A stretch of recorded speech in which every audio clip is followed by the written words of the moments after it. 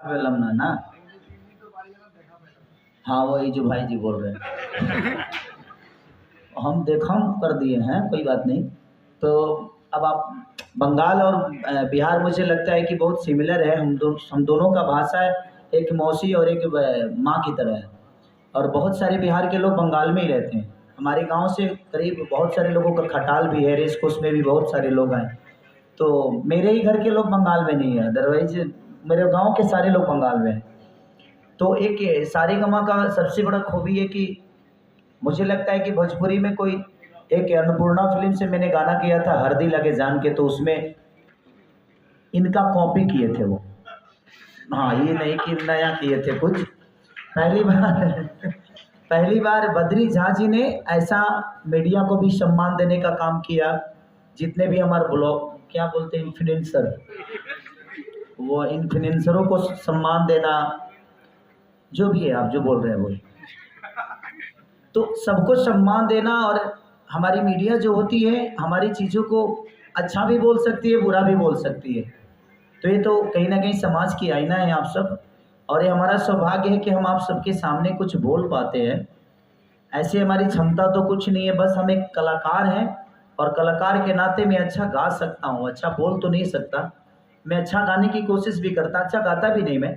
हमारे भोजपुरी में बहुत सारे सिंगर हैं जो मेरे कंपनी पे आजकल कुछ ज़्यादा ही काम कर रहे हैं। क्योंकि देखिए, देखा जाए तो शुरुआत सारेगामा का खेसारी से ही हुआ ना। और खेसारी के कंपनी पे आजकल नए नए लोग आ गए हैं ज़्यादा। ये मस्ती था यार, इसको प्लीज़ कंट्रोवर्सी मत कर देना आप लोग। ऐसा नहीं है, हम एक कलाकार हैं और कलाकार के लिए कोई भाषा मायने नहीं रखता, कोई कंपनी मायने नहीं रखती, कोई जगह मायने नहीं रखती, कोई जिला मायने नहीं रखता, कोई देश मायने नहीं रखता। हम अच्छे गाने की कोशिश करते हैं, हम अच्छा कंटेंट आप सबके बीच में देने की कोशिश करते हैं, ताकि आपका हम भरपूर मनोरंजन करा सकें। आपको कभी ठेस ना पहुंचे हमारे बातों से, हमारे संगीत से, हमारे गाने से। और इसमें सारेगामा का बहुत बड़ा योगदान है कि आज इस लेवल पे सिनेमा का मुहूर्त नहीं हो पाता है। इस मुहूर्त पे ऐसे माहौल में कभी हमने सिनेमा को, इधर मेरा एक सिनेमा आया था बहुत बढ़िया चला, उसको के ऊपर हम लोगों ने मेहनत डोली सजा के रखना। तो उसमें हम लोगों ने मीडिया का सहारा लिया, क्योंकि मीडिया बहुत बड़ी ताकत होती है किसी भी चीज़ के लिए, चाहे वो नेता हो, अभिनेता हो। दुनिया में अगर अपनी बातें रखनी है तो मीडिया सबसे बड़ा जरिया है। आप लाइव आकर कितने लोगों को बता सकते हो। लेकिन मेरे कहने का मतलब कि मीडिया एक ऐसी स्तंभ है और हम सबको मीडिया का स्वागत करना चाहिए। और मैं मीडिया से भी यही रिक्वेस्ट करूँगा कि आप लोग भोजपुरी के सिर्फ अश्लीलता के बारे में मत पूछा करिए। बिल्कुल सही। जब अच्छाइयों के बारे में पूछिएगा ना, तो शायद हमारे जीवन में सिर्फ अच्छा ही होगा। हम बुराइयों को पूछ कर इतना पूछ देते हैं कि दुनिया बुराई के तरफ ही भागती है। जो गाने हम नहीं सुनना चाहते हैं, जो हमारे लोग नहीं सुनना चाहते हैं, जो लोग नहीं जानते हैं, उसको भी हम सर्च करके और उसी गाने के बारे में पूछ पूछ के उस गाने को हम सब्सक्राइब में ला देते हैं, उसको व्यूवर ला देते हैं। तो मैं सबसे रिक्वेस्ट यही करूँगा कि अगर एक बुरा होता है तो 75 अच्छे चीज़ होते हैं। तो आप लोग अच्छी चीज़ें पूछिएगा, अच्छे के बारे में पूछिएगा। तो रावण तो एक ही था, लेकिन रामायण भगवान मर्यादा पुरुषोत्तम श्री राम कहलाए तो सिर्फ एक रावण के मारने से नहीं कहलाए। वो उनके जीवन में बहुत सारी रास्ते में घटना घटी, चौपाइयाँ बहुत है रामायण में, खाली रावण को पकड़ के तुला चलता है। तो मैं अपनी मीडिया, जितने भी हमारे मीडिया कर्मी भाई हैं, मैं सबसे यही रिक्वेस्ट करूंगा कि सिर्फ रावण को पकड़ के मत चलिए। रामायण सिर्फ रावण से नहीं थी, उसमें रिश्ते भी दिखाए गए हैं, उसमें बहुत सारी चीज़ें हैं। अगर हम एक गाना गलत अगर गा देते हैं तो मुझे लगता है कि 40 को तो भजन गाते हैं, तो उस भजन के बारे में भी पूछिएगा तो दुनिया को समझ में आएगी कि नहीं, हमारे भोजपुरी में गंदे चीज़ नहीं होते हैं। क्योंकि आप जब गंदा पूछते हैं ना, तो पूरी दुनिया और बाकी स्टेट के लोगों के दिमाग में यही होता है कि भोजपुरी में सिर्फ गंदा ही होता है। तो मैं सबसे, आप लोग मेरे गार्जियन स्वरूप हैं, मैं सबसे रिक्वेस्ट यही करूँगा कि किसी भी आर्टिस्ट या कहीं भी किसी से कुछ सवाल करिए तो अच्छाई के बारे में ज़्यादा करिए, गंदगी को आप खुद डिवाइड करिए, ताकि गंदा दुनिया ना सुने। आप बोल के सर्च कराते हैं। तो अब सारेगामा और हमारी अर्सी अर्सिया है, ये भी पंजाब से हैं, तो बेसिकली मिश्रण बहुत आपने ज़्यादा है। मतलब 3 स्टेट आपने इंक्लूड कर दिया इस गाने में, पंजाब, बंगाल और भोजपुर। ये मैं क्या बोला, संगीत के लिए कोई स्टेट मायने नहीं रखता, कोई भाषा मायने नहीं रखता। हमें अगर अच्छा करना आता है तो हम कहीं भी जाकर काम करते हैं। का पाकिस्तान के लोग हिंदुस्तान में काम नहीं करते हैं? करते हैं ना, तो उस कलाकार हैं। कलाकार की कोई जाति नहीं होती, कलाकार का कोई धर्म नहीं होता, कलाकार का कोई सीमा नहीं होता। और दो चीज़ें ऐसी है कि जो क्लियर होती है, एक मीडिया जो निष्पक्ष अपने जीवन में चलाती है दुनिया की खबर, उसके लिए कोई जाति प्रथा नहीं है, और एक कलाकार जो निष्पक्ष अपने कला के बारे में बात करता है और अपने कलाकारी से दुनिया को अपना बनाता है। तो सारेगामा कंपनी में जब भी हम लोग कुछ करते हैं तो हमें एक त्यौहार की तरह लगता है। और बंधु 3 दिन, ये गाना बहुत पॉपुलर पहले का गाना है और सारेगामा का कंटेंट था, और मैं इसको गा रहा था एक दिन तो बाबा ने ही बोला, क्योंकि ये जौहरी टाइप की इंसान है, ये जब भी आते हैं तो जब पहली बार मिले थे तो मैं आप लोग को सच्चाई बता सकता हूँ यहाँ पे, नहीं चलेगा सर, सच्चाई बता सकता हूँ। हाँ, बद्री साहब पहली बार जब मिले थे ना तो मैं इनको बहुत अवॉइड कर रहा था, क्या सारेगामा लेके आ जाते हैं कुछ भी मतलब का। लेकिन जब मैं इनके साथ काम किया तो इनके अंदर बहुत कुछ है करने की, जो नहीं नाचता है उसको भी नचा देते हैं स्टेज पे, वो अलग अलग टाइप के नचाते हैं, नचा नहीं पाते हैं ये नचा देते हैं, क्योंकि इनका एंगल खुद का सोचना होता है। जो नहीं नाचने वाला है उसको भी ये नाचते हुए दिखाते हैं। रिजल्ट खेसारी नहीं पहनने वाला है इसको भी पहना देते हैं। तो आपका विजन जब क्लियर होता है ना तो दुनिया का कोई भी कलाकार खूबसूरत दिखता है। हमारे भोजपुरी में बहुत सारे कलाकारों के साथ इन्होंने काम किया और इन्होंने सब पे वही काम किया जो खेसारी पे किया। ऐसा नहीं कि इन्होंने सौतेला व्यवहार किया कि उनके लिए कुछ और किया, इनके लिए कुछ और किया। जो जितना कर सकता है और जिसकी जितनी क्षमता है उस हिसाब से इन्होंने उसको प्रेजेंट किया। तो ये एक कंपनी की सबसे बड़ी खासियत होती है कि जो हर पूरे परिवार को एक समझता है वो परिवार कभी टूटता नहीं।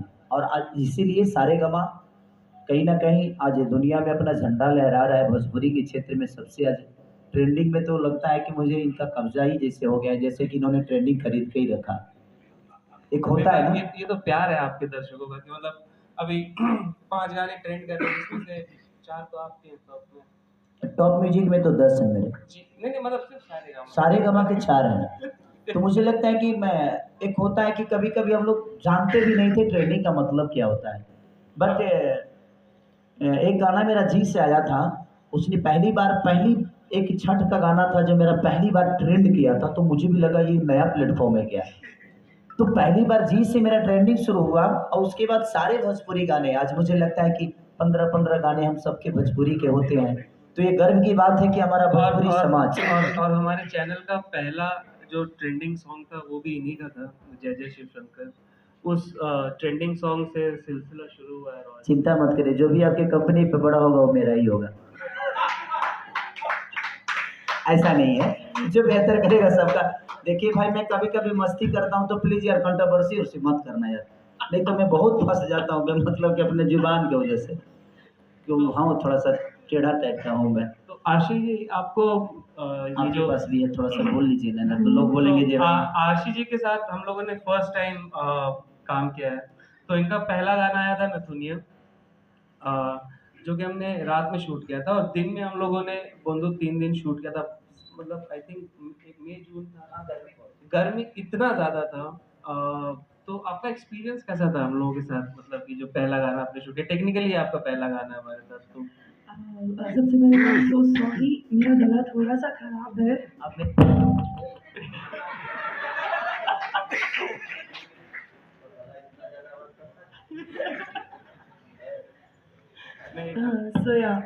मुझे काम करके काफ़ी अच्छा लगा क्योंकि ये मेरा फर्स्ट टाइम था खेसारी सर के साथ जो मैंने काम किया है। एंड सारेगामापा हम भोजपुरी। यार खेसारी मत बोला करो, बेबी बोला करो मुझे क्यों मेरे जीवन में कोई बेबी बोलने वाला नहीं है। मुझे लगा बाबू बोलना था। ये देख सकते हैं आप जो मुझे बहुत अच्छा लगा काम करके। एंड एक और स्टोरी है, बद्री सर की एक और स्टोरी है, मैं बताना चाहूँगी। पहली बार मैं किसी सेट पे रोई हूँ, वो बद्री सर की वजह से। इन्होंने मुझे डांट दिया था, लास्ट का शॉट था, इन्होंने मुझे डांट दिया और मैं बोला मुझे डांट दिया, ओह माय गॉड। और मैं रो रही थी और फिर खेसारी सर आए, उन्होंने मुझे गले से लगाया, मुझे चुप कराया, बेटा तुम हार्ड वर्क कर रही हो, तुम्हारा हार्ड वर्क एक दिन रिजल्ट लाएगा। सर आपको याद है? हाँ मुझे मेरे जीवन में हर चीज़ मुझे याद रहता है। लोग भूल जाते हैं। तो इसलिए मैं हमेशा कोशिश यही करता हूँ। देखिए, खेसारी लाल के स्टारडम क्या है नहीं है ये मायने नहीं रखता। सामने वाला कलाकार को अगर मैं अपने स्टारडम के साथ काम करूँगा तो शायद काम मेरा ही खराब होता है। इसीलिए मैं कभी भी जीवन में जो भी आर्टिस्ट होता है वो कम वर्क करे या ज़्यादा करे, कोशिश यही करता हूँ कि वो मेरे दोस्त की तरह रहे, और इसीलिए मैं उसको पहले फ्री करता हूँ, बातें करता हूँ, हंसी मस्ती करता हूँ, ताकि उसको ये ना लगे कि खेसारी, इसके दिमाग में ये लगना चाहिए कि दिस इज चिरकुट। ऐसा बिल्कुल भी नहीं था, चिरकुट तो कहीं नहीं, पे चिरकुट नहीं। नहीं, मतलब कि एकदम यार इसका कोई लेबल ही नहीं है। मैं अपने लेबल को उस इंसान के नज़र में पहले गिराता हूँ कि मेरा कोई लेबल नहीं है भाई, तू बिल्कुल निश्चिंत से काम कर। लेबल जो होगा वो पर्दे पे हो सकता है क्या नहीं, बट मैं उसके नज़र में पहले अपने लेबल को गिराता हूँ, सर, उसके बाद उसके साथ काम आई करता हूँ। थिंक सर में एटीट्यूड नहीं है, दैट सर बताना चाह रहे हैं। सर एटीट्यूड नहीं दिखाते कि आई एम स्टार, कि मेरे पास बहुत ज़्यादा फैन फॉलोइंग है, मेरे आगे पीछे लड़कियाँ घूमती हैं, लड़के घूमते नहीं, हैं, लड़कियाँ ऐसा कहाँ नहीं घूम रही दिखाते। है, यही तो प्रॉब्लम है मेरे साथ।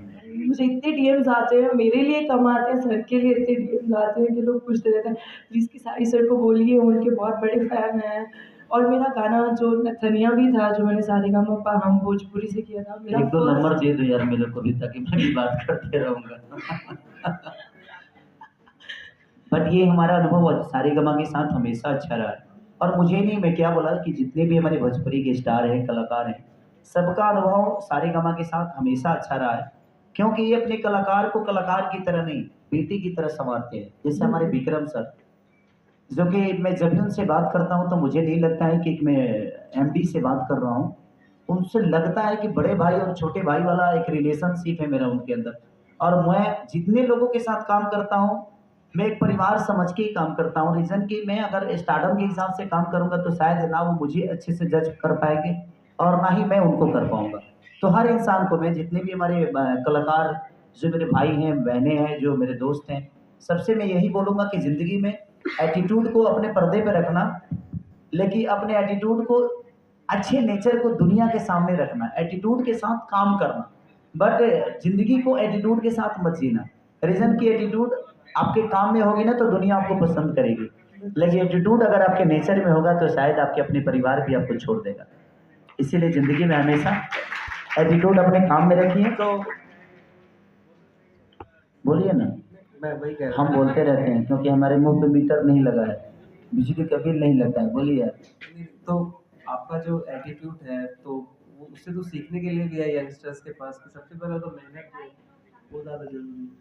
जिंदगी में मुझे लगता है कि मैं 3 बजे सुबह भी आता हूँ तो कम से कम 400 डिप्स मार के सोता हूँ, क्योंकि मैं जानता हूँ कि ना मेरे पास बॉडी थी, ना मेरे पास गायकी थी, आज भी गायकी नहीं है, आज भी बॉडी नहीं है, आज भी शक्ल से मैं बहुत सलमान खान नहीं लगता, बट कोशिश करने में क्या जाता है, हम अपने आप को बदल सकते हैं। पहले मुझे लोग लौंडा समझते थे, आप लोगों के दिमाग में आजकल के जनरेशन में गे समझते हैं लोग, क्योंकि मैं साड़ी पहन के पहली बार मेरी जब एंट्री हुई थी इस दुनिया में, तो मैं साड़ी पहन के पहली बार एंटर किया था। एक गाना था मेरा, चूसा था देवरा चूसा था, उस समय मेरी एज थी 16-17 साल की। तो लोगों के दिमाग में, इंडस्ट्री के दिमाग में यही था कि ये लड़का नॉर्मल नहीं है, ये मर्द है ही नहीं। तो अपनी परछाई को मैंने बदलने की कोशिश की, और आज मुझे लगता है कि भोजपुरी इंडस्ट्री में दुनिया ये भी कहती है कि इससे बड़ा मर्द कोई नहीं है, क्योंकि हमने अपने हर उस परछाई को बदला जहां लोग ये बोलते थे कि ये खेसारी लाल यादव मर्द नहीं है। क्योंकि मेरी पहचान हुई थी, साड़ी पहन के मैं एंटर किया था। तो कलाकार जो होता है ना, उसका कोई आकार नहीं होता है, जहां जिसन तहां तैसन ना करे तो मर्द कैसन। तो इंसान जब कला के क्षेत्र में होता है तो आज पूरी दुनिया के नायक कहने, हिंदुस्तान के नायक कहने जाने वाले हमारे बच्चन साहब, उन्होंने भी साड़ी पहनी। तो कला क्षेत्र में ये मायने नहीं रखता कि किसने साड़ी पहनी और किसने घाघरा पहना, वो लोगों के मनोरंजन के लिए था, लेकिन लोगों ने उसको गलत साबित कर दिया कि आई एम रॉन्ग। बट कोई नहीं, आज भी मुझे साड़ी पहनना होता है तो मुझे डर थोड़ी लगता है। अब मुझे क्या बताना है लोगों को कि मैं क्या हूँ, सब तो जान ही चुके हैं क्या ये मर्द। तो इसलिए कभी भी अपने पहचान को बताने के लिए आपको आपका वर्क ही बता सकता है। आप दुनिया को क्लियर करने जाओगे ना तो फंसते चले जाओ। क्योंकि ये दुनिया एक दलदल है और दुनिया ही आपको निकालती भी है। दुनिया एक रस्सी भी है और दुनिया एक दलदल भी है। तो आप फंसना चाहते हो कि निकालना चाहते हो? शांत रहोगे तो कोई ना कोई रस्सी फेंक ही देगा, और हिलो डोलोगे तो धंसते जाओगे। इसीलिए ज़िंदगी में कभी भी सलीलता के साथ काम करिए। आपदा आती है, मेरे जीवन में मुझे लगता है कि अगर मैं खुश 2 महीने होता हूँ ना, तो 6 महीने तो मैं कम से कम परेशान ही रहता हूँ। तो जो गाड़ी आगे चलती है ना, सबसे ज़्यादा रिस्क उसी को होता है। जो सवारियों को लेकर चलता है उस ड्राइवर पे कितना रिस्क होता है, क्योंकि सारी सवारियों को मंजिल तक पहुंचाना है। और मैं एक कंपनी के लिए नहीं, करीब करीब मुझे लगता है कि 70 कंपनियों के लिए काम करता हूं, और वो 70 कंपनी सारेगामा नहीं है। कुछ लोग ऐसे भी हैं कि अपना खेत बेच बेच कर कंपनी खड़ा किए, और मैं कोशिश यही करता हूं कि वो भी एक दिन सारेगामा के बगल में बैठेंगे। आप भी सारेगामा बन सकते हैं, सारेगामा आसमान से नहीं, लेकिन हाँ, आज सारेगामा अपने आप को सारेगामा समझता ही नहीं। आज भी जमीन पे रह के कलाकारों का सम्मान करके कलाकारों के लिए क्या कर दें। मुझे इतनी अच्छी व्यवस्था, भाई सच पूछिए तो मैं माइक पे बोल रहा हूँ, कितने लोगों को बुरा भी लगेगा, इतना अच्छा व्यवस्था आपको सिनेमा में भी नहीं मिलता है यार। जैसे इतना स्वीट रूम वगैरह, मैं तो स्वीट रूम में इनका ही मैं रहता हूँ, बाकी तो हमारे चटाइयों पर छुटा दे रहा हूँ सब। एक सिनेमा था, मैं गया था यूपी में करने, सर बारात घर में सो के 15 दिन काम किया, क्योंकि मेरे नेचर में है कि मैं वहाँ काम करने गया हूँ, मैं रहा हूँ स्वीट रूम में, ये दुनिया देखने नहीं आएगी। मैं काम कितना अच्छा किया हूँ ये दुनिया देखने आएगी। तो मैं उस चीज़ों पर ज़्यादा फोकस नहीं करता, क्योंकि वो पर्दे के पीछे की चीज़ है। लेकिन जब भी बद्री झा मुझे बिजनेस क्लास का टिकट भी देते हैं, बोलना पड़ता है, और बोलता है आदमी की तरह, देख लीजिएगा 2-4 हज़ार ज़्यादा लगता है, क्या फ़र्क पड़ता है, वो काट लीजिएगा मेरे हिसाब में से। लेकिन ये काटते नहीं है, ये ब्राह्मण कुल हैं, और ब्राह्मण कुल के हर आदमी को मैं सम्मान करता हूँ, क्योंकि मैं एक शिष्य भी ब्राह्मण का ही हूँ। तो कहीं ना कहीं इनके लिए मेरे मन में हमेशा एक सम्मान, और एक बड़े भाई की तरह। मैं कलाकार बाद में हूँ, पहले इनका छोटा भाई हूँ, तो जब भी मिलता हूँ तो पैर छूता हूँ इनका। ये क्या है नहीं पता मुझे, बट ये एक ब्राह्मण कुल के इंसान है, इसीलिए मैं इनका पैर छू के प्रणाम करता हूँ, तो मुझे ऊर्जा मिलती है कि नहीं यार, मैं आशीर्वाद दे रहा हूँ। तो जिंदगी में कभी भी वो किस जाति से कौन आता है ये मायने मत रखिएगा, अगर वो आपसे बड़ा है तो उसका पैर जरूर छूइएगा। जानते हैं किसके हाथ में आपका कीर्तिमान लिखा है, किसी को पता नहीं। तो झुकने से बहुत कुछ मिलता है, अकड़ने से सिर्फ मौत मिलती है। तो कोशिश करिए कि झुक के अपने जीवन को बड़ा करिए, अपने माँ बाप का सम्मान करिए, अपने बड़ों का कद्र करिए। उससे बेहतर जीवन जीने का कोई जरिया नहीं है, और उससे बड़ा हथियार कोई नहीं है। अगर 10 लोग आपको जान गए तो वही 10 20 को जनाएंगे, वही 20 30 को जनाएंगे, और ऐसे ही दुनिया में आप एक मिसाल कायम कर जाओगे। और दुनिया का सबसे बड़ा तरीका एक ही है कि खुद को बस डाउन टू अर्थ रखो, ये दुनिया का सबसे बड़ा हथियार है। Thank you. क्या बहुत ही जबरदस्त। वाह। तो हम लोग अब क्वेश्चन आंसर सेशन शुरू करते हैं। रंजन जी, एक सेकंड, मुझे भी ये लास्ट में ये बोलना था, बद्री सर बहुत अच्छे हैं, एंड बद्री सर बहुत ही ज़्यादा अच्छे हैं। बद्री सर का दिल बहुत अच्छा है। उन्होंने मुझे डांटा था कोई बात नहीं सर, मैंने पहली बार डांट के आई थी, तब से हम ज़्यादा बहुत अच्छे हो गए हैं। और मैंने बहुत अच्छे से एक्टिंग भी की थी उसके बाद में। बद्री सर बहुत अच्छे हैं, कोई मत भूलिएगा। आप कोई सवाल करना चाहता है? हाँ सर, आपने इससे पहले बंगलिनिया सॉन्ग गाया था, आपको बंगाली लोग कैसे लगते हैं? भाई जहाँ हमारा बिजनेस होता है वहाँ सब लोग अच्छे लगते हैं। खेसारी भैया, सबसे पहले तो आपको नवरात्रि की हार्दिक शुभकामनाएं। अरे thank you so much bro. और आपका जो गाना है ये बंधु 3 दिन, ये गाना अभी पूरे भारत में ट्रेंडिंग नंबर 3 पे ट्रेंड कर रहा है, क्या कुछ कहना चाहिएगा? ये देखिए लोगों का प्यार है। मैं माइक में बोलूंगा, मुझे लगता है कि माइक में बोलूंगा तो शायद आपके कैमरे में उस चीजें साफ नहीं आएगी। आ रही है? ट्रेंडिंग में होना और नहीं होना ये मेरे लिए मायने नहीं रखता। मैं लोगों पे अपनी छवि और अपने संगीत का असर कितना छोड़ जाता हूँ ये मेरे लिए मायने रखता है। मैं व्यूवर के लिए काम नहीं करता कभी कि मेरा व्यूवर कितना आ गया, मेरे रील कितने बन गए, नहीं। मुझे लगता है कि मैं असर कितना कर गया। देखिए मेरे कहने का मतलब कोरोना काल में जान कितनी बची ये मायने रखता है, मरे कितने लोग ये मायने नहीं रखता है। हमें गिनती बचाने वाले की होनी चाहिए। तो हमारे संगीत से खुशी कितने लोगों को मिल रही है, मैं उसके लिए हमेशा काम करता हूँ। और एक चीज़ और कि मैं महीने के 20 गाने गाता हूँ। कितने लोगों का ये होता है कि यार इतना गाना क्यों गाते हो, इतना गाना। मैं 20 घर चलाने के लिए गाता हूँ, मैं अपना घर चलाने के लिए नहीं गाता हूँ, क्योंकि वो 20 कंपनियां होती हैं और उन 20 के साथ कहीं ना कहीं उनका परिवार जुड़ा होता है, इसलिए मुझे गाना पड़ता है, बाकी कोई बात नहीं। खेसारी जी, इतनी सारी बातें हो गई, पर सबसे पहले ये गाना हो जाए बंधु 3 दिन। कहाँ रहलू सुन लेने को का तू नहीं तो आपके मुंह से लाइव सुनना है। तो हीरोइन ना गावे लेना नो एकर गाला ठीक नहीं है। नी बंधु 3 दिन तोरे बाड़ी के गलम देखा पेलम ना, बंधु 3 दिन नहीं आता है, इससे ज्यादा ना।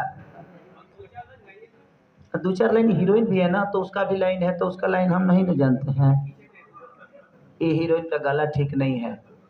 मैं हीरोइन के साथ साथ एक सिंगर भी हूँ, मैं जरूर। अरे ये गाती हैं, हाँ गुड, ये सिंगर हैं, ये एक्टर बाद में, सिंगर पहले हैं। बिल्कुल बिल्कुल, बट तो गाइए थोड़ा सा। मैं थोड़ा गला मेरा खराब है इसलिए। तो मैंने कहना जरूरी था, जब हम छाप दिए थे तो बेमतलब घूमने करना जरूरी था। मैंने कहा सबको पता होना चाहिए कि मैं सिंगर भी हूँ। अरे आपको क्या पता हो सकता है इन फ्यूचर कि बद्री जी मैं और मुझे और सर को एक गाना दे दें। एक उड़ीसा का कंपनी खोल रहे हैं, आपसे उड़िया गवाएंगे। मैं गा लूंगी, मैं सारी लैंग्वेजेस में काम करती हूँ। अरे बिल्कुल बिल्कुल, आप टैलेंटेड है, कूट कूट भरा है आपके अंदर। भैया प्रणाम। हाँ प्रणाम भैया। हेने बनी हाँ, अरे जे तरीके से गाना और बंद कइल जाता, स्ट्राइक मारल जाता, ओकरा बाद हर बार कंट्रोवर्सी में आप ही के लावल जाला, हर बार आप ही के द्वारा, आप ही के पास लोग आकर के थम जाते हैं, तो इसे उभरने के लिए आप क्या करते हैं? लोकल ट्रेन ना जरावल जाला, राजधानी जरावल जाला। जिंदगी में एक चीज़ हमेशा जान लीजिए, मुझे करना आता है। कौन मेरे गाने को ब्लॉक कर रहा है, कौन मुझे डैमेज करना चाहता है। मैं लिट्टी चोखा बेचकर लोगों के घर पे नौकर जूठा धो के मैं यहाँ तक आया हूँ। तो जब मेरे पास कुछ औकात मेरी नहीं थी, मुझे 2 रुपये की औकात नहीं थी, तो मैं आज आपके सामने, आप जैसे बड़े भाइयों के सामने, इतने सारे हमारे गार्जियन स्वरूप लोग बैठे हैं, इतने सारे टैलेंटों के सामने मैं कुछ कह रहा हूँ। जब मेरी कोई औकात नहीं थी तो मैं आज यहाँ तक पहुँचा हूँ। आज तो मेरी बहुत बड़ी औकात है, क्योंकि एक बहुत बड़ा साम्राज्य का मालिक हूँ मैं।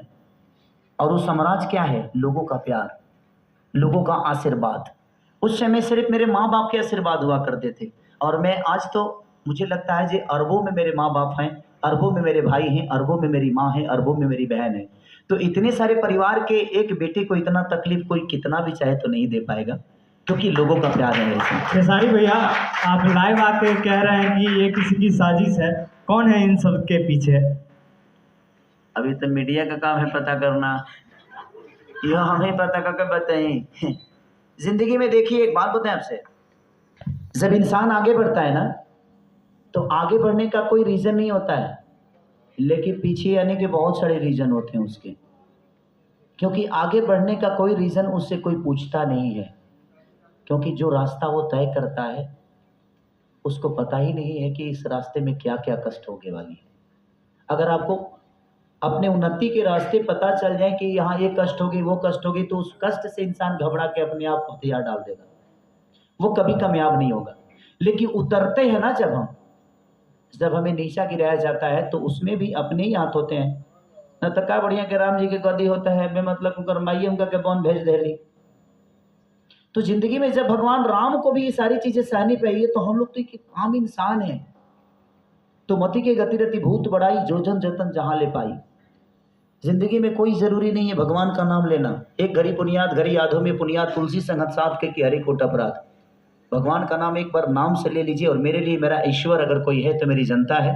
और मैं हमेशा उठता हूँ ना, तो एक तस्वीर है मेरी एक शो की, हमेशा अपने सिरहाने लगा के रखता हूँ कि मेरी शुरू में वो सिर्फ भीड़ नज़र आती है, उसके बाद मैं अपने आप ऊर्जा में आ जाता हूँ। मेरे एक गाने क्या, मेरे 50 नहीं 5000 भी गाने ब्लॉक हो जाएंगे ना, फिर भी मुझे कोई पीछा नहीं कर सकता। उसका रीज़न क्या है? कितना ब्लॉक करेंगे आप करके देखिए। आप मुझे ब्लॉक नहीं कर रहे हैं, मेरे गानों को ब्लॉक नहीं कर रहे हैं, कहीं ना कहीं लोगों के विश्वास को ब्लॉक कर रहे हैं आप। और एक कंपनी के अंदर इतनी पावर है तो ठीक है, जब एक कंपनी मेरे साथ नहीं थी तब मैं यहाँ तक पहुँचा, आज तो मुझे लगता है कि तो सारेगामा को क्यों नहीं ब्लॉक कर रहा है?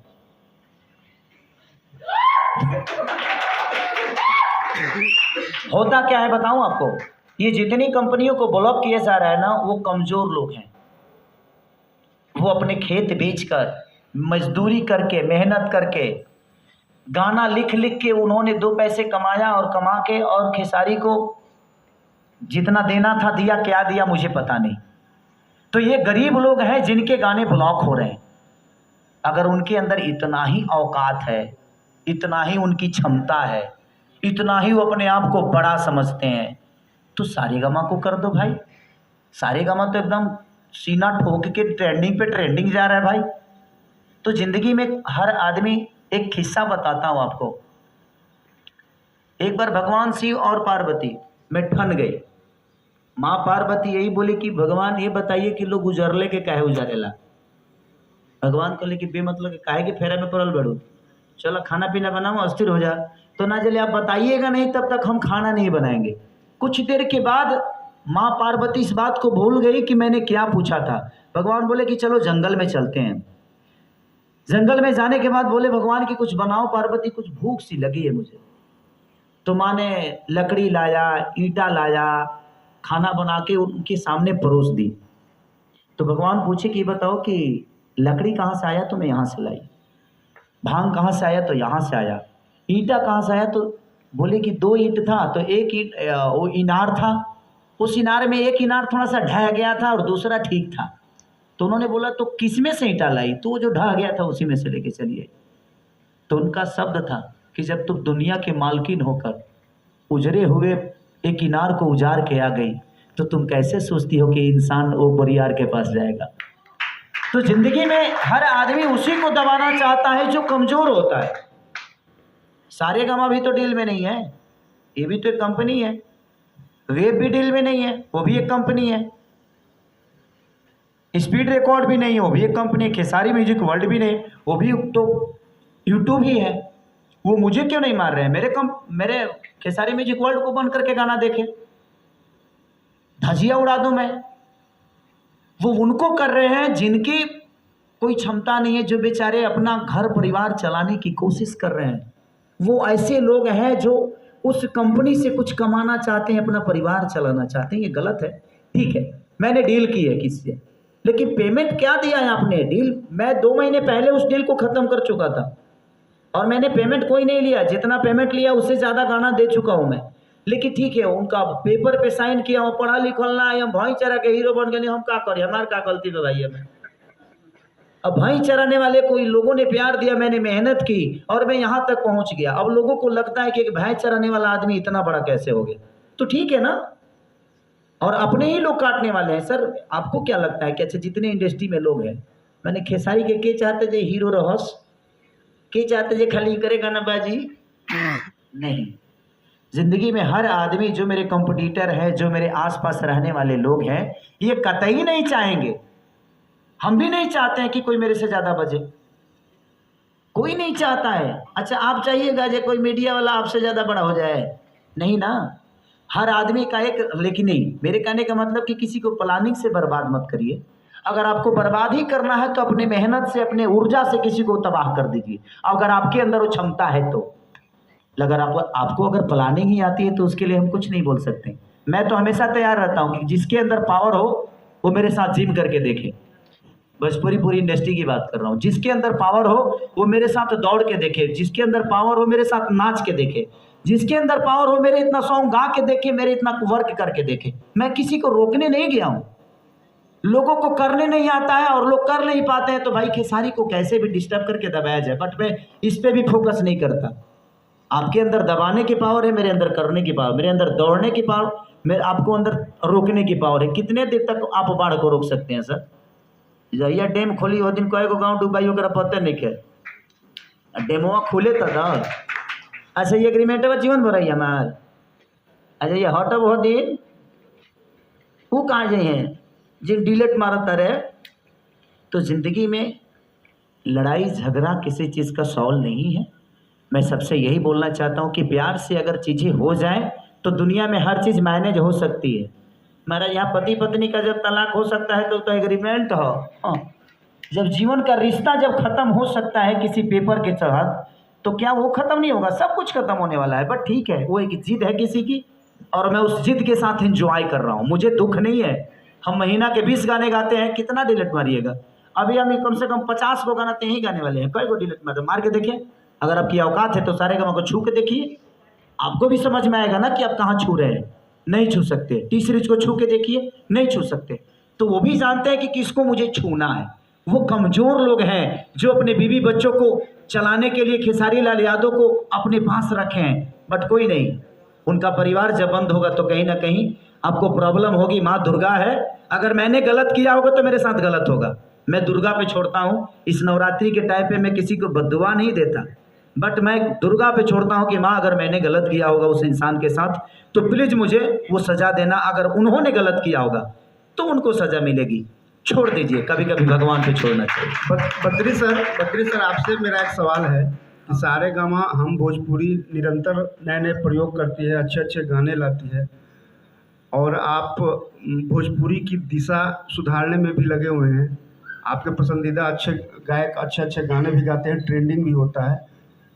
और तब तक में क्या होता है कि आप एक अच्छे गाने लाते हैं, दिशा दशा सुधारने का प्रयास करते हैं, तब तक आपके ही कुछ चहेते गायक ढोरी चोली वाला अपना सॉन्ग ले आते हैं, तो उससे आप कैसे निजात दिलाएंगे? तो तो इसका जवाब तो खेसारी जी ने दे ही दिया है कि अगर हम लोग अच्छे पे कंसंट्रेट करेंगे तो अच्छा ही लोग देखेंगे। तो जैसे हम लोगों ने नथुनिया किया, नथुनिया के बाद हम लोगों ने इनका देवी गीत किया, भव्य देवी गीत था, वो भी ट्रेंड कर रहा है, आज भी ट्रेंड कर रहा है। अभी हम लोगों ने बोंदो 3 दिन लिया।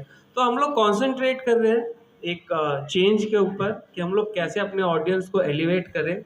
और आने वाले समय में जब हम लोग फिल्म्स में भी जब अपना एक आउटपुट देंगे आपको, तो आप देखेंगे कि वो चेंज कैसे लेके आ रहे हैं। आज ये कहते हैं कि मतलब मैं एयरपोर्ट पे जाता हूँ तो CISF में सबसे ज़्यादा तो हम लोग के तरफ वाले लोग रहते हैं।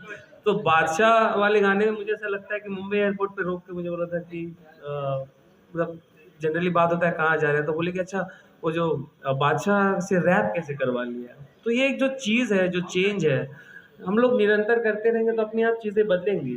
आज मतलब जैसा इन्होंने कहा कि इस मतलब किसी भी भाषा या कलाकार का कोई सीमा नहीं होता है, तो इम्प्रूव करेंगे हम लोग को। जब मैं इस इंडस्ट्री में आया था, सॉरी मतलब ये बताना चाहूँगा मैं कि सबसे कम रेवेन्यू यूट्यूब से हमें मिलता था। आज सबसे ज़्यादा रेवेन्यू मुझे लगता है कि 16,000 मिलियन। हाँ, हमने मतलब 16,000 नहीं, मतलब 1600। अरे भाई तो हमको हजार, देखिए सबसे बड़ी जानते हैं कि हम गांव के आदमी, हमको ना हजार समझ में आता है ना 1000 समझ में आता है। जो मुंह में आता है वही समझ में आता है। तो आज सबसे ज़्यादा रेवेन्यू कमाने वाली वो कंपनी हो गई भोजपुरी इंडस्ट्री में। तो ये उनका ऊर्जा है। और हमारे पत्रकार महोदय, क्या नाम है आपका? रंजन जी। रंजन जी ना। रंजन जी ने पूछा, आपका सवाल बिल्कुल जायज़ था रंजन भैया। और आप मैं इस इंडस्ट्री में आने से पहले आपको जानता हूँ, आने से पहले कि आने के बाद जाना तो मुझे पता चला जी, देखिए गार्जियन स्वरूप आप मेरे लिए हमेशा रहे हैं। हम क्या कर रहे हैं इस पे हमें फोकस करना चाहिए। दुनिया क्या कर रही है इस पे अगर हम फोकस करेंगे तो शायद उलझ के रह जाएंगे। हमारे अंदर जो क्षमता है हम उससे अपने आप को, अपने समाज को, अपने भाषा को बदलने की कोशिश कर सकते हैं। अब दुनिया क्या कर रही है, अगर हम दुनिया को बदलने जाएंगे तो शायद मुझे लगता है कि एक एक आदमी को बदलना बहुत कठिन काम है। इसीलिए आप खुद को बदल दीजिए, दुनिया तो आप में ही है। अपने आप को दुनिया समझ लो और अपने आप को बदल दो। शायद मैंने अपने आप को बदला तो आज पूरी दुनिया तो मेरी ही है ना। तो खुद को बदलिए, दुनिया को मत बदलिए कि दुनिया क्या कर रही है। आशी मैम एक आपसे सवाल है। आशी मैम से एक सवाल है। कम बोलेगी, आवाज़ ठीक नहीं है तो ध्यान से। पहले वाले में चेन आपने लिया था खेसारी जी का गाने में जी। हाँ, इस बार भी कुछ आपका कॉस्ट्यूम में कमी पड़ा था क्या? खेसारी जी से हेल्प लेना पड़ा था क्या? और गाने, दूसरा गाना है उनके साथ, तो कैसा आपको काम करके अनुभव हुआ दूसरे गाने? मुझे एक्चुअली ये गाना हमने पहले शूट किया था, नथनिया हमने बाद में किया था। तो इस टाइम पे सर ने मुझे एक्सप्रेशंस बताए थे कैसे देने हैं, बिकॉज मुझे लैंग्वेज समझ में नहीं आती है। अच्छे से भोजपुरी। तो सर ने मुझे एक एक मतलब समझाया था, देखो इसका मतलब ये है, इसका मतलब ये है। और काफ़ी काफ़ी मज़ा आया सर के साथ, बहुत फ्रेंडली नेचर है सर के साथ, दोस्तों वाली बातचीत है, तो है ना सर, दोस्त है ना। पहली है, हम दोस्त नहीं बनाते हैं, या तो राखी बांधो नहीं तो बीवी बन जाओ। बद्री भैया, मस्ती था, इसको दिल पे मत लेना। नहीं सर, बहुत फनी है। रखिए वाला दिल पे ले लेना, बाकी दिल पे मत लेना। जिंदगी में बद्री भैया से एक सवाल होगा। बद्री भैया, आपके चैनल पे सारे गाने आते हैं, सब स्टार्स के आते हैं, 2 स्टार के गाने बड़े चलते हैं, बहुत सुपरस्टार है दोनों लोग। आपकी नज़र में कौन सुपरस्टार है, क्योंकि ये सवाल यूट्यूब पे बहुत चलने वाला है, तो आपकी नज़र में कौन सबसे बड़ा सुपरस्टार है आपकी नज़र में? तो सबसे, जैसे कि बहुत ज़बरदस्त क्वेश्चन पूछा आपने, थैंक यू सो मच। देखिए अब पता चलेगा, पहली बार बद्री झा फंसे हैं और क्लियर बताना पड़ेगा, कोई घुमा, मैं इधर हूँ, चिंता मत कर, आपके साथ हूँ मैं। तो देखिए, तो सुपरस्टार के साथ क्या कह रहे हैं? अच्छा, हाँ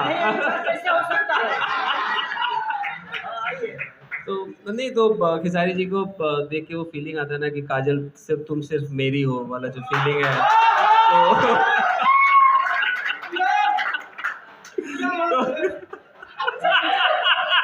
मुझे देखकर इनको ये फीलिंग आती है कि काजल सिर्फ तुम मेरी हो। तो मेरी वाली कौन सी थी? वो पता, वो भी तो डिस्कशन का मोड है, वो फिर कभी। हाँ, तो यही है, देखिए सुपरस्टार तो है खेसारी जी, ज़बरदस्त सुपरस्टार है, उनका जो फ़ैन फॉलोइंग है, मतलब चैनल पे पहला गाना उन्होंने दिया मुझे, और सफ़र 0 से शुरू किया था हमने, आज 8 मिलियन पे है हम लोग। तो ये सफ़र तो हम लोग, कह तो रहा हूँ कि चैनल पे पहला गाना जो ट्रेंड किया वो जय जय शिव शंकर खेसारी जी का था। खेसारी भैया, एक सवाल है, आप ये थोड़ा सवाल कॉन्ट्रोवर्शियल आपने जवाब दिया। अच्छा, आपको मिल नहीं रहा है क्या कॉन्ट्रोवर्सी? अच्छा, मैंने आप बोलना चाहते हैं कि खेसारी सबसे बड़ा स्टार है, राइट ना? यस। बट मैं आपको बता दूं कि मैं कोई स्टार नहीं हूँ। आप जिनके लिए बोल रहे हैं वो मेरे बड़े भाई थे, बड़े भाई हैं और बड़े भाई रहेंगे। खेसारी भैया, उनकी गायकी देखकर मैं बड़ा हुआ हूँ, मेरी एज बहुत छोटी है, उनसे मैं कम से कम 6 से 7 साल छोटा हूँ। तो अगर मैं अपने बड़ों का सम्मान नहीं करूँगा तो मुझे नहीं लगता कि मेरा कोई सम्मान करेगा। और वो बड़े थे, बड़े हैं, बड़े रहेंगे। मार्केट में ज़्यादा बजना कम बजना ये तो आपकी ऊर्जा के ऊपर होता है, लोगों के प्यार के ऊपर होता है, लेकिन जो सच्चाई है उसको ना ये छुपा सकते हैं ना मैं छुपा सकता हूँ। इन्होंने ऐसे नहीं बोला, वो प्यार था इनका खेसारी के लिए, लेकिन ऐसा नहीं कि ये किसी को कम मानते हैं। उस चैनल पे कल्लू के भी 200 मिलियन के गाने हैं, तो हमारे कल्लू जी का भी एक सम्मान है। तो आर्टिस्ट कोई छोटा और कोई बड़ा नहीं होता है, हम कोशिश कर रहे हैं अपने भोजपुरी को बड़ा करने के लिए, और इसमें हमारे जितने भी कलाकार हैं कितना मेहनत कर रहे हैं ये मायने रखता है। कौन बड़ा है कौन छोटा है ये कोई मायने नहीं रखता है। खेसारी भैया, आप भोजपुरी के गायक हैं, और अभी लगातार जैसे कि 2 गाना आपका बंगाली में है, पहला तो एक बंगालिया गाया था और दूसरा है बंधु 3 दिन। क्या लगता है कि बंगाली लोगों से आपको क्या प्यार वार हो गया क्या? कब्जा तो नहीं होने वाला बंगाली इंडस्ट्री पे भैया? बंगाल एक्चुअली पहला वाला गाना बंगलिनिया नाम था, उसमें कीमती मार के भातार के फसवाल सरे बंगलिनिया, बोलबो को गाना मात्र 15 मिनट में लिखा था, और अखिलेश बाबा ही उसके राइटर थे, और पाखी हेगड़े जी ने बहुत अच्छा काम किया था। हम नहीं बताएंगे, आप बता दीजिएगा। तो उसमें मैंने कुछ बातें बोली थी बंगाल की, जबकि सच पूछिए तो मुझे बंगला आता नहीं है, उल्टा सीधा मैंने कुछ भी बोल दिया था। उड़ी बाबा की बोलची रे, आमो तुम्हें भालोबासो करबे, 3-4 गो हमको, जैसे मेरे जीवन में हर भाषा के 4 गो, जैसे अंग्रेजी के 3-4 गो भाषा हमको आता है, या यस नो वेरी गुड। मैं इसी पे आज 15 साल से लेके चल रहा हूँ। तो 4-5 आते हैं, यस या नो, हाँ या thank you so much, I love you, I hate you, कुछ चीज़ें रखता हूँ मैं, जो मुझे पता है कि इसका मतलब गलत नहीं हो सकता है, यस नो वेरी गुड, ये छोटा सा है, मुझे याद होने में भी ज़्यादा टाइम नहीं लगा था। तो ज़िंदगी में हर भाषा में क्या बोला आपसे कि मेरे लिए बंगाल, मेरे लिए भोजपुरी, हिंदी, कन्नड़, मराठी, दुनिया जहान कुछ भी मायने नहीं रखता। मैं एक कलाकार हूँ और मैं सबका हूँ, चाहे वो किसी भाषा के लोग क्यों ना हो। मैं सबका हूँ और मैं सबका प्यार पाना चाहता हूँ और सबके दिल में रहना चाहता हूँ। मेरे लिए ये मायने रखता है। Thank you. तो अब हम लोग क्लोज करते हैं सेशन को और वीडियो देख लेते हैं और फिर रील्स एक्टिविटी करते हैं। किसी का पब्लिक में से भी तुम कंट्रोवर्सी पूछो ना यार। Okay, thank you so much. Thank you, thank you. Video देखने के बाद हमारे साथ वो हाँ, YouTube shorts collaboration first time हम लोग इस गाने के लिए इन्फ्लुएंसर्स इन्फ्लुएंसर जो थे आप लोग का भी थोड़ा सा इन्वॉल्वमेंट हो जाए। ठीक है, तो तो चलिए नीचे बैठते हैं, आप देखते हैं गाना।